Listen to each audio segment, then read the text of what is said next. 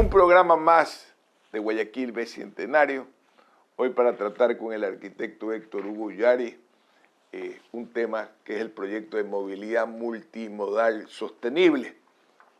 El ingeniero José Fuentes nos acompaña. Arranca usted con la primera pregunta. José, querido. Wow, siempre, digamos, agradecido por esta apertura. Primordialmente, digamos, un saludo a don Ramón, en nombre personal, digamos, personal y del grupo, ¿no?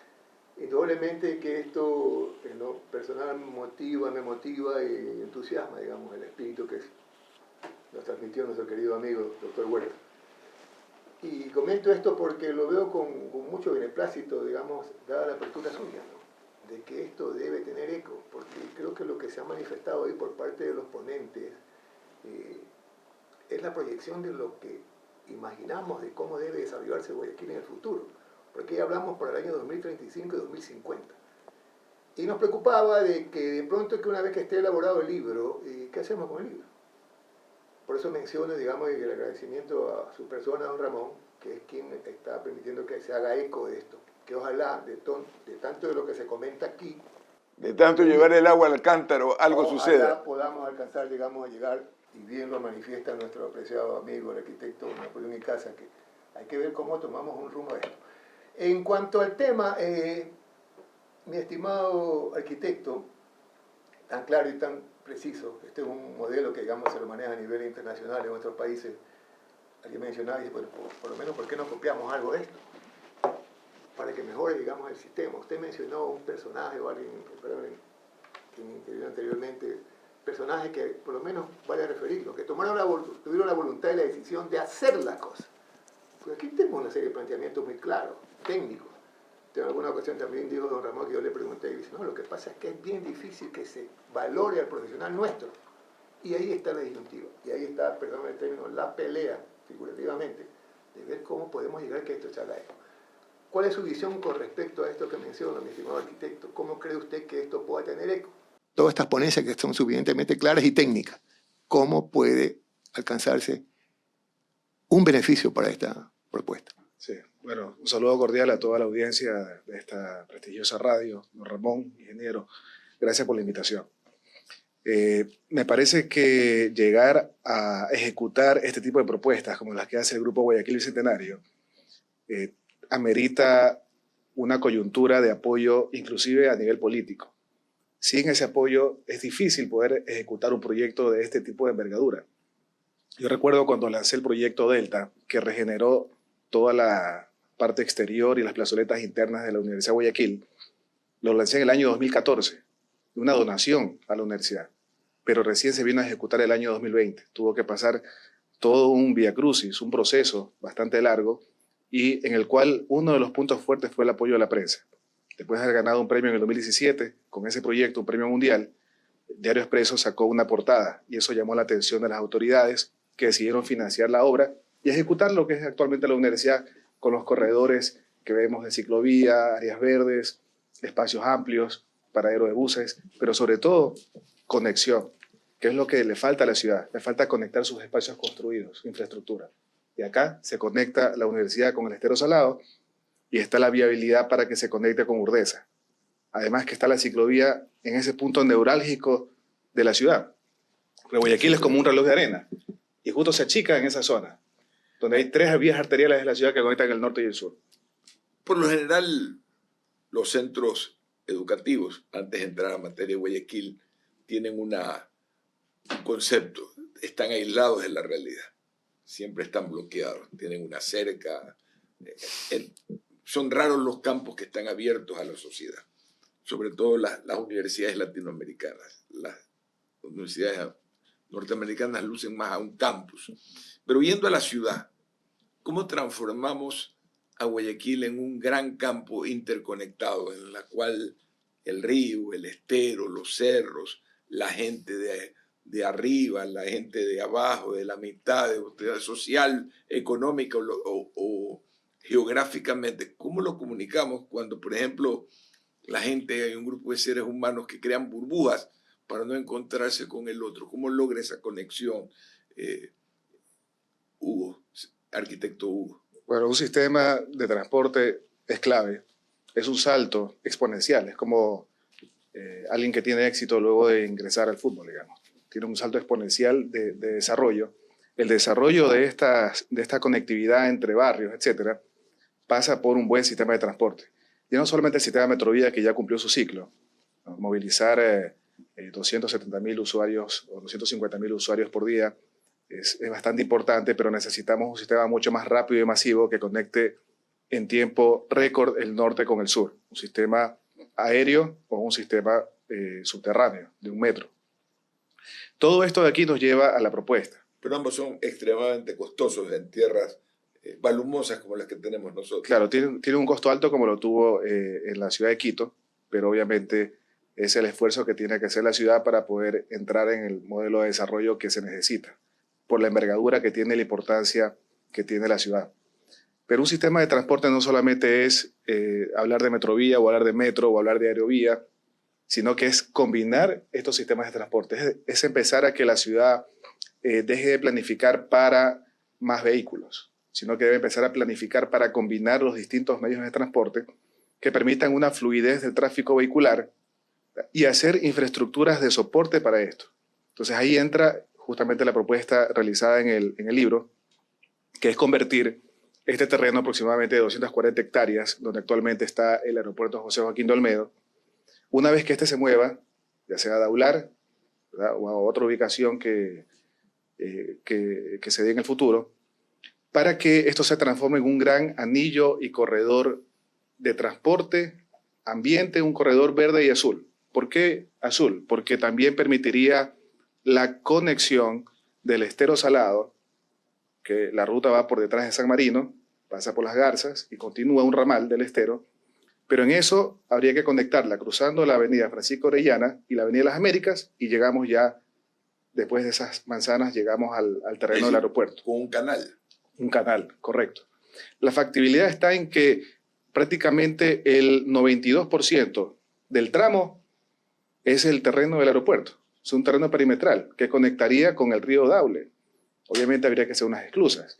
O sea, permitiría un tema de remediación ambiental, permitiría control de inundaciones y además recuperaríamos parte de la memoria histórica de Guayaquil, que es una ciudad de estuarios, de esteros, ¿no?, que fueron urbanizados. Pero ya no sería una ciudad de esteros, sino una ciudad de canales.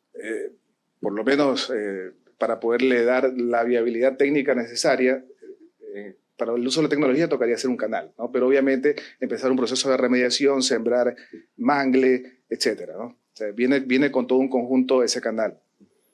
Por eso hablamos de una ruta verde-azul, ¿verdad?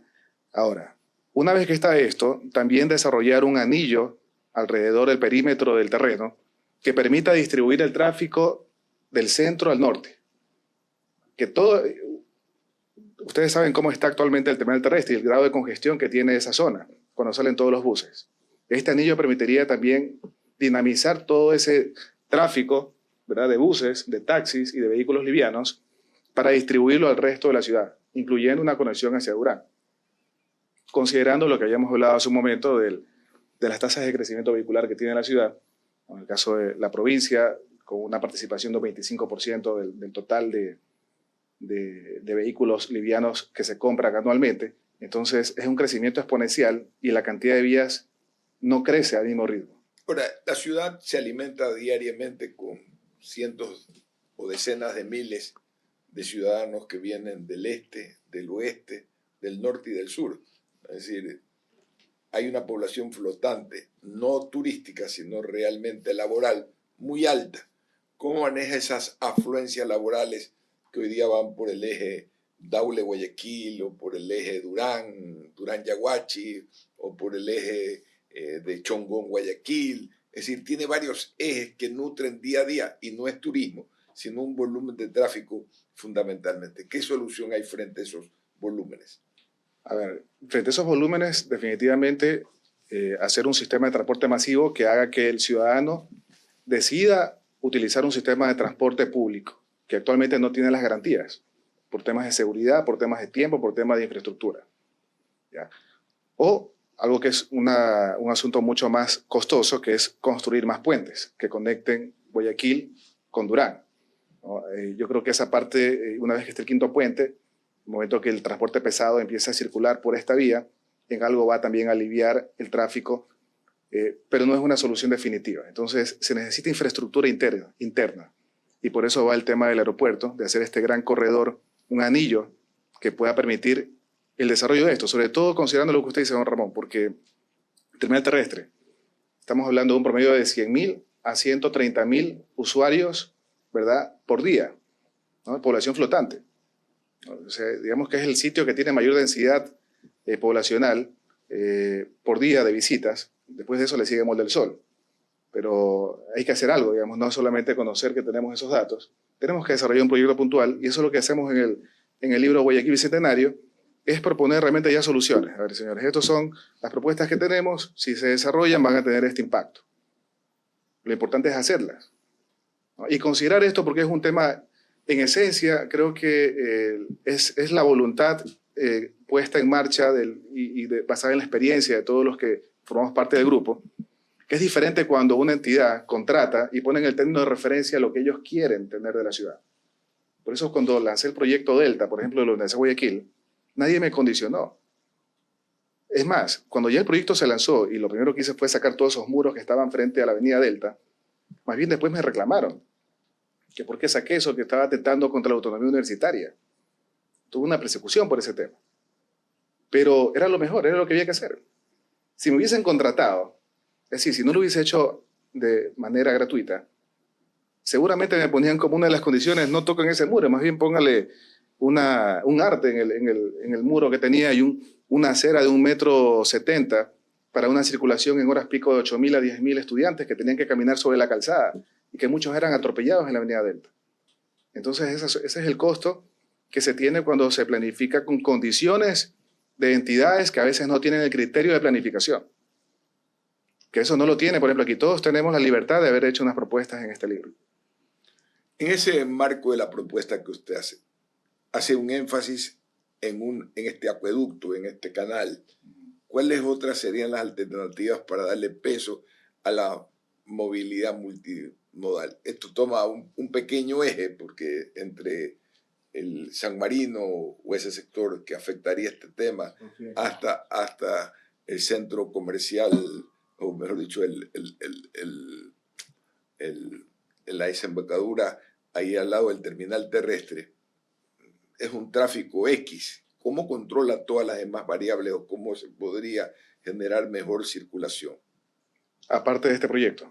En general, porque si usted habla de movilidad multimodal, este proyecto tiene que estar articulado con otros proyectos. Ah, sí, por supuesto. Sí. O sea, este proyecto se tiene que articular con el sistema masivo rápido de un metro que conecta el norte con el sur, usando las mismas paradas que tiene actualmente la metrovía, pero con un sistema de metro, y más bien la metrovía que funcione como un articulador transversal.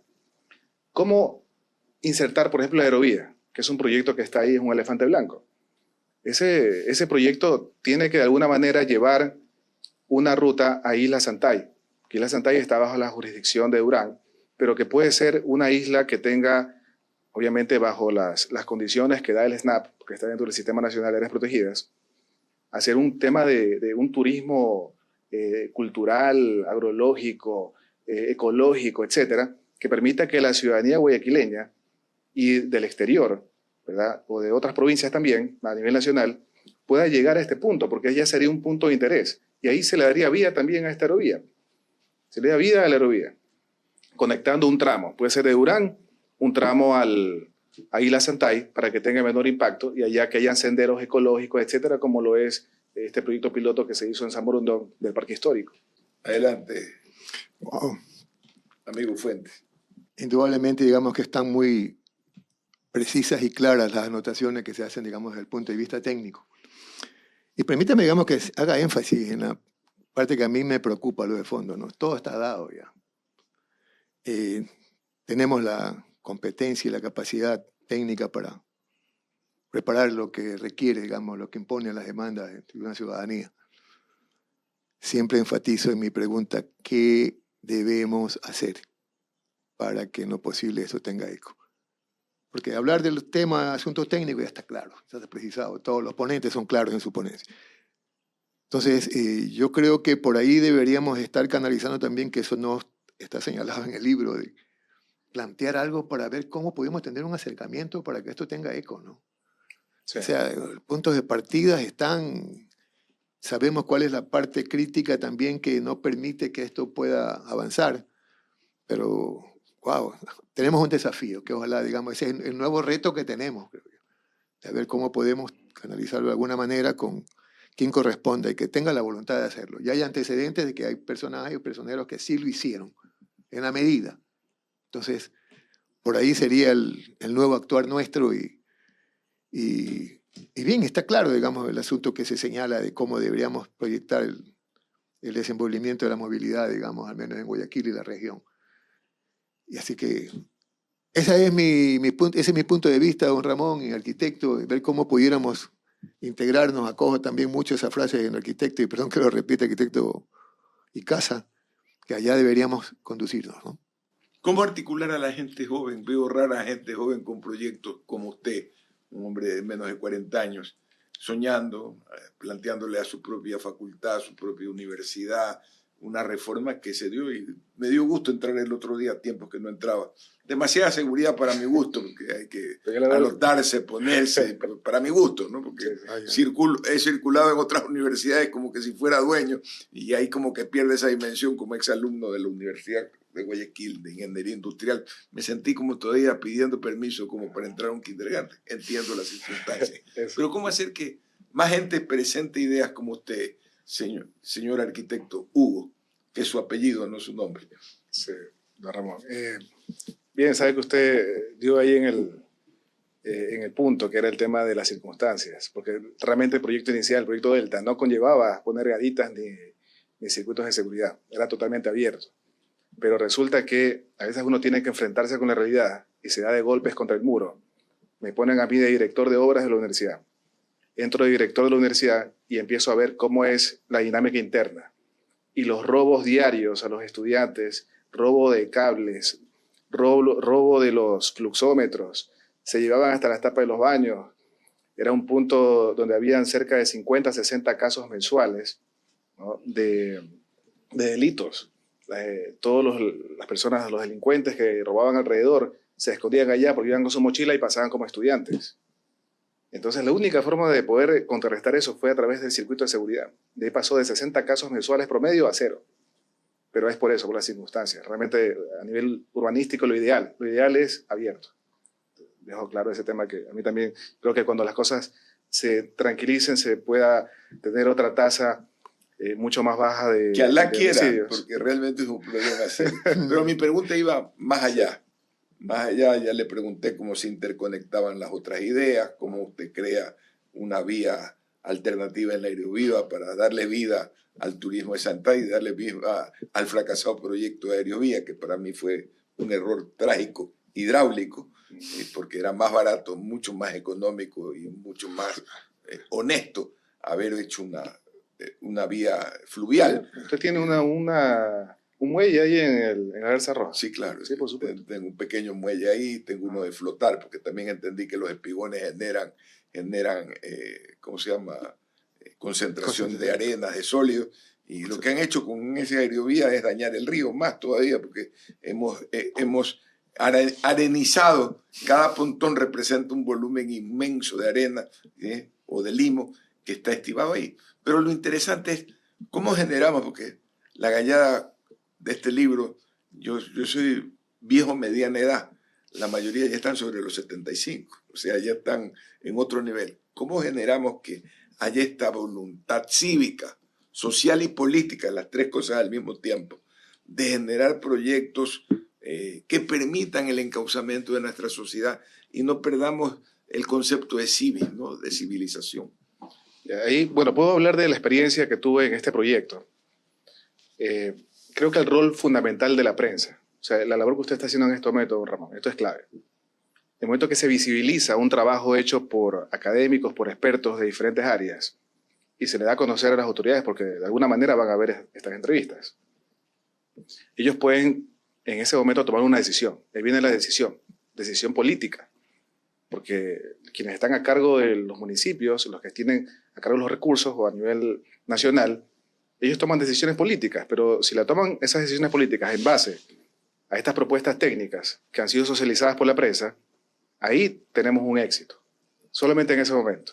Que no es fácil, pero creo que este es el camino correcto, puede tomar su tiempo. En mi caso me tomó 7 años, lo del proyecto Delta, pero así es. Más bien, creo que fue para mí más sencillo cuando, en conjunto con algunos médicos como Guacho Alemán y otros internacionales, hicimos el plan de vacunación.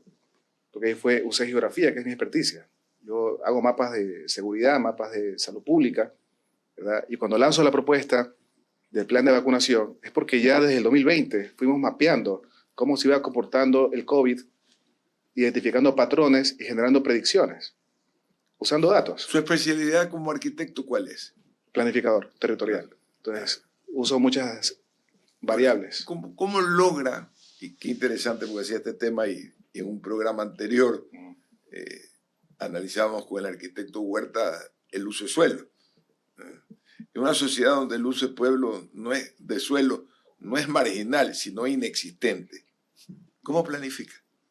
Claro, bueno, ahí... Porque es una variable importante. Sí. Para hacer una planificación. El uso de suelo debería ser una variable importantísima. Absolutamente. Pero en una sociedad donde no hay uso de suelo, donde se construye, donde le da la regalada gana, una región, no solo una ciudad, una región. Correcto. La región de la ciudad de Guayaquil. ¿Cómo planifica? ¿Cómo logra esa planificación? Le voy a dar un ejemplo, porque hace pocos días estuve presentando una ponencia en la Universidad Católica, porque estaban hablando sobre el tema Daular versus Taura, ¿no? Estas ubicaciones. Yo le decía, bueno, esto es una decisión, al final una decisión política, pero antes de que llegue la decisión política hay muchos aspectos técnicos, ¿no? Temas de accesibilidad, rutas, ambiente, vientos, etcétera. Alturas. Pero también les digo, hay un tema que es importante, que es el uso de suelo. Pero dice, ¿pero cómo? Pero el uso de suelo, pero si la ciudad no ha planificado. Digo, pero lo que pasa es que existe algo que es natural, que es la vocación de uso que tiene el suelo. Y para saber la vocación de uso que tiene el suelo, se usa tecnología. O sea, ponemos una cámara multiespectral, ¿no? Lo ponemos en un dron, ya no necesitamos ponerlo como antiguamente se hacía en las épocas del IERAC o del Linda, que se ponía en un Cessna bimotor las cámaras. Ahora es con un dron, una cámara multiespectral, una cámara térmica, y empezamos a ver toda la morfología de los suelos, vemos la vocación de uso del suelo, y enseguida vamos a saber exactamente qué uso debería darse de acuerdo a la vocación. Porque si es una zona que es árida, obviamente mi punto de vista es que eso debería ser urbanizado. Porque es una zona árida, que no tiene el acceso a agua. Pero una zona que es agrícola, más bien, démosle un uso de suelo para la agricultura. Y no empecemos a rellenar los humedales, porque los humedales tienen una función clave dentro del ecosistema, que es alimentar los acuíferos subterráneos, que permiten que las zonas rurales tengan acceso al agua, porque no puede llegar pues, la parte pública con dotación de agua potable a 5 kilómetros, a 10 kilómetros, a 15, a 20 kilómetros. Es inviable económicamente. Entonces están los pozos, pero entonces no rellenemos humedales. No rellenemos los humedales que alimentan esos acuíferos subterráneos. Entonces todo está conectado. Y así la ciudad está conectada, don Ramón. Por eso le digo, el proyecto... Sí, la naturaleza está interconectada. Sí. La ambición y la lujuria tiene otras reglas, arquitecto. Es la lucha, ¿no? Siempre va a haber son contrapesos. Pero es una lucha en que el contrapeso hundido en la planificación lógica. Y usted tiene usos de suelo pues catastróficos, como todo lo que se está haciendo en Daule, lo que se está haciendo en San Borondón. Es decir, que va a generar una catástrofe. A veces la gente habla sobre el río Babahoyo y dice, tengo una isla en el río Babahoyo. Yo digo, tú lo que tienes es como si tienes en la sangre, lo que tienes es un coágulo, sí. Que lo que tenía que haber sido es absorbido por una draga para permitir fluir más. Sin embargo, la visión inmobiliaria inmoviliza la lógica de la naturaleza. ¿Por qué? Porque estamos hablando de imaginarios. Tengo 100 hectáreas a $20 el metro cuadrado, tengo 20 millones de dólares. Qué difícil es bajarse una persona que ya en su cabeza piensa que tiene 20 millones de dólares. Sí, aquí la labor, don Ramón, clave, y por eso lo felicito, es el tema de que una prensa que haga que estas propuestas salgan a la luz. Porque es una lucha constante. Yo recuerdo, por ejemplo, en el año 2023, lancé un proyecto de seguridad, que era el uso de algoritmos utilizados para la seguridad pública. O sea, poder diseñamos algoritmos en un año con la fuerza pública, de Fuerzas Armadas, Eje de Inteligencia, Policía Nacional, SNAI y el EQ 911, todos los algoritmos diseñados para identificar armas de fuego, objetos cortopunzantes, llamadas de auxilio, posturas que generan una alerta de que algo está pasando, un secuestro, etcétera, para que la cámara capte esa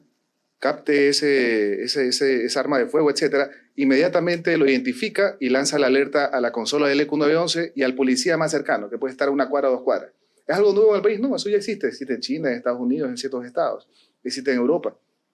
Pero ¿por qué no existe acá? Entonces lo hicimos acá, hicimos un piloto. Después fue desmantelado. Entonces, ¿de qué hablamos, don Ramón? Estamos en un tema de pesos y de contrapesos. Ahí necesitamos la labor de más don Ramones, digamos así. Terminé vacilado por el arquitecto Héctor Hugo Ullari. Quedamos infinitamente agradecidos. Hasta un próximo encuentro que estaremos en Guayaquil Bicentenario. Gracias. Vamos, hasta el próximo encuentro.